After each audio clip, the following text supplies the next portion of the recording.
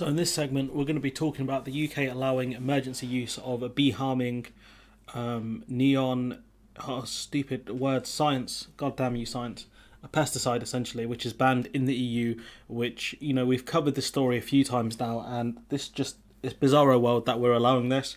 I get it's important to protect the sugar beet crop and things like that, but this is just insane. So, UK government has authorised the emergency use of a type of pesticide almost entirely banned in the EU because because of the harm it can cause to bees. And the thing is, without the bees, we die. The human species dies. Like, we need bees. I don't understand why it's so hard for people to understand this. Like, bees are very important. A DEFRA spokesperson said the use of one-time the pesticide on sugar beet was based on robust scientific assessment, but the chief executive of the Wildlife Trust, Craig Bennett, called it scandalous. Studies have shown that the group of pesticides damage the nervous system and navigation abilities of bees and other pollinators. The pesticides can also end up in the streams and rivers and harm aquatic life and can persist for a long time in the environment. So this is insane, honestly. For us to use such a bad chemical, it's madness. There's a reason why the EU have banned it, and yet, Brexit Britain is allowing it. Their outdoor use was banned in almost all EU countries in 2018. At the time of the ban, Mr. Gove, then Environment Secretary, said the UK was in favour of the ban because it couldn't afford to put our pollinator populations at risk. So he's just talking about bees mainly. He could be using that phrase because it's not just bees that do pollination of plants, but it's just him speaking like an idiot as usual. The government is now authorising one-time use of a pesticide to be used on sugar beet in England in 2022 because of the potential risk of yellow viruses spread by, I think that was aphids, which can severely damage crops. It estimates that almost 70% of the crop could be affected. Now, in this article, they mentioned something like 80% of crops were affected last year. But point being is that maybe these crops aren't viable, especially if you have to use chemicals to spray them.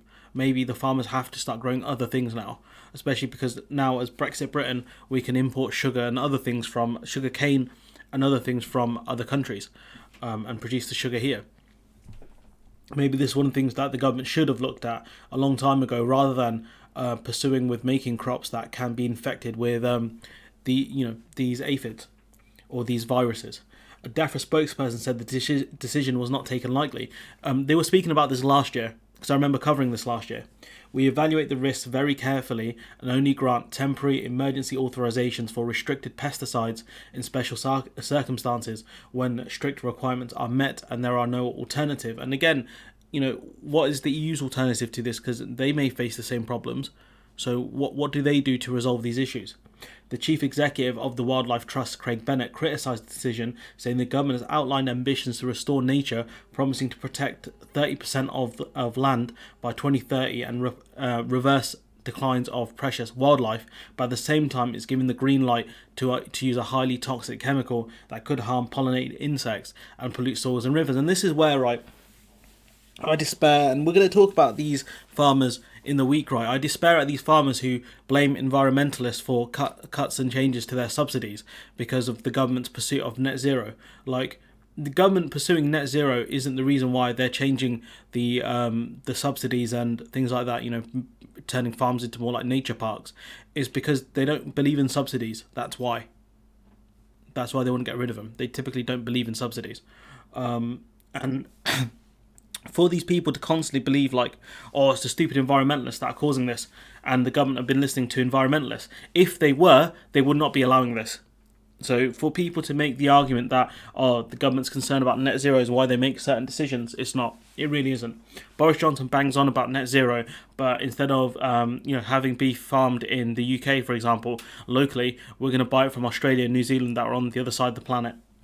According to the National Farmers Union, there are 3,000 farmers who grow sugar beet, and the wider industry supports 9,500 jobs in England. So it is a lot. That's a problem. 9,500 jobs in the grand scheme of the UK isn't a lot, but it will have a massive impact on certain towns and villages that rely on the sugar beet industry. To minimise risk to bees, farmers will be banned from growing flowering plants for 32 months after the sugar beet crop. So that's great. You know what they're going to do is they're going to protect this crop, right, of sugar beet, and then over the next 32 months they won't be able to grow certain plants. Like how what are they going to do next year then? It's just insane. NFU Sugar Board Chairman Michael Sly said growers would be relieved. The limited and controlled emergency authorization, yeah, limited and specific, I've heard a phrase like that before, granted by the government allows growers to use the chemical seed treatment was to give them the tools to tackle the disease in the event of severe pest pressure, which we must remember caused crop losses of 80% in 2020. And yet in 2020 they did not use this chemical, and they've said this year it could impact 70% of plants. So it's actually less, according to these estimates, it's actually less of a chance of bad things happening this year compared to last year. The RSPB said, Stephanie Moran from the RSPB said, we are in a nature and climate emergency, and with farming accounting of 75% of the land in England, which I actually did not know, we cannot reverse nature's decline without the support of our farmers, but highly toxic pesticides like this chemical have no place in a sustainable farming system. Questions must be raised about how approving even temporary use of these chemicals and endangering our declining bee populations is in any way consistent with halting wildlife decline. Instead, farmers must be supported to reduce our reliance on these harmful chemicals. And the thing is, right, maybe this is why these sorts of subsidies exist, right? To stop farmers from growing these sorts of plants, which, yes, I understand, there are a lot of jobs and things reliant on these plants, but the simple fact is, evidently, if you're losing 70 or 80% of them, or if they're being impacted by, viruses to the point where you need very dangerous chemicals to protect these plants, are they still worth it? Because the impact it's going to have on bees won't just impact these sugar beet crops, it's going to affect plants across the board. That's the key problem here. So, farmers might be able to save their sugar beet crop, but, in next year, the lack of bees might impact the other things that they grow, which is going to be an absolute disaster next year. But, this government only understands short-term things. They don't understand things in the long term. They're here for a good time, not a long time, even though they've been in charge for 12 years. At least their party has been, but I despair at that. Anyways, I'm going to leave it there. Let me know what you think in the comments below. Like, comment, share, subscribe. Support the channel on Patreon if you can. And hopefully I'll see you in the next one.